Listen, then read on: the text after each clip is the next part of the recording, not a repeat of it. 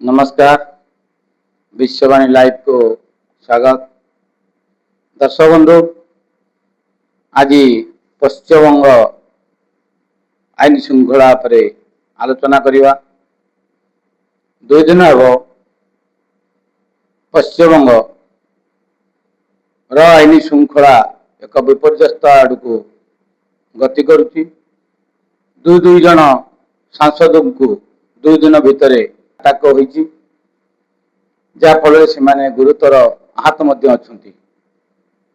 जड़े जनप्रतिनिधि एवं जड़े सांसद पार्लियामेंटर सदस्य सी जदि सुरक्षित नुहति, साधारण जनता साधारण कर्मी किभली भाव में सुरक्षित रे आपण मैंने विचार करेंगे। अभिषेक बनर्जी से जड़े कर्मी देहांत हो घर को जाऊला बेले किसी व्यक्ति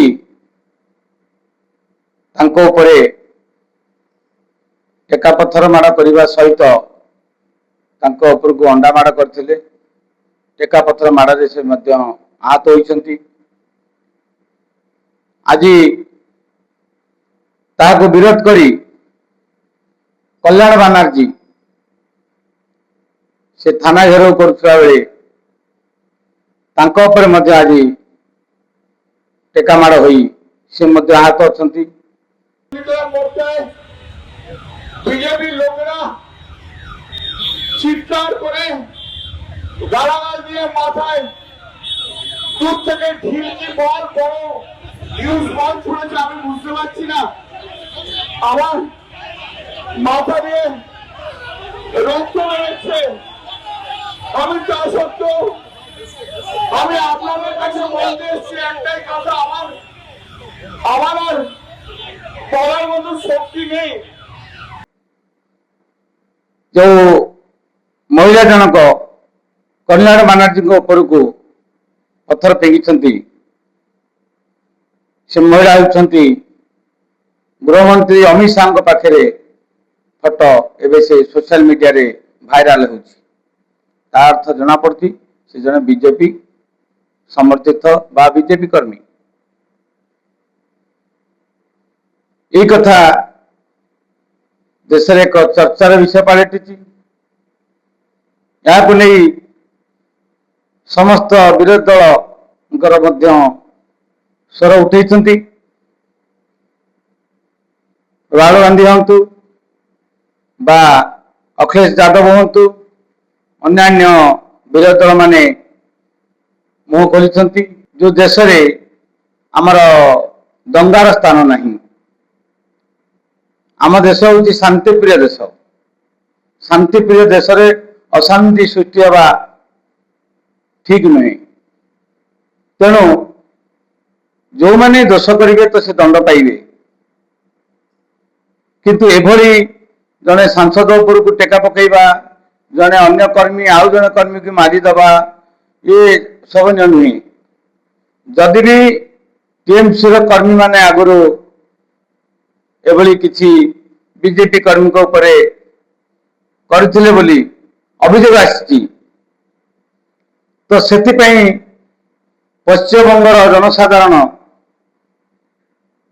ममता बनर्जी को गादीच्युत करी शुभेन्दु अधिकारी को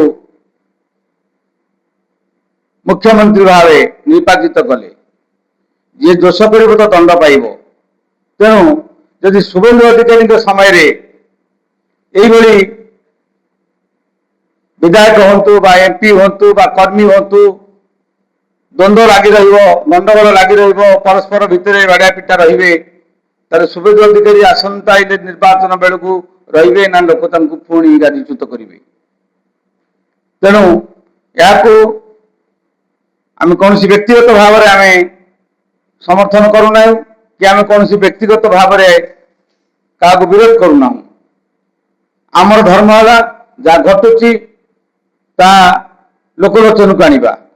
तेणु काली अभिषेक बनर्जी जो घटनाटी घटी आपण मैंने समस्ते निंदा करेंगे। कल्याण बनर्जी आज जो टेका पत्थर माड़ है ସେ ଏବେ ବର୍ତ୍ତମାନ ହସ୍ପିଟାଲରେ ଅଛନ୍ତି। କିନ୍ତୁ ସେଇଟା ମଧ୍ୟ ଗୋଟେ ଗ୍ରହଣଯୋଗ୍ୟ ନୁହଁ ବୋଲି ଆପଣମାନେ ବି ବିଚାର କରିପାରିବେ। ତେଣୁ ଆମ ଶାନ୍ତିପ୍ରିୟ ଦେଶରେ ଶାନ୍ତି ବଜାୟ ରହୁ। କିଏ ଶାସନ କରୁଛି କିଏ ଶାସନ କରୁନି ସେଇଟା ସାଧାରଣ ଜନତାଙ୍କର କିଛି ଯାଏ ଆସେ ନାହିଁ। ସୁସ୍ଥ ଶାସନ ଯିଏ ଦେବ ସେ ଲୋକଙ୍କ ନିକଟତର ହେଇପାରିବେ। ସ୍ଥିର ଶାସନ ଉଚିତ ସମ୍ମାନ। ତେଣୁ ଥରେ ମୁଖ୍ୟମନ୍ତ୍ରୀ ହେଲା ପରେ ସେ ରାଜ୍ୟର ଜନମତ ସର୍ବଶେଷରେ ସେ ସମସ୍ତଙ୍କର ମୁଖ୍ୟମନ୍ତ୍ରୀ।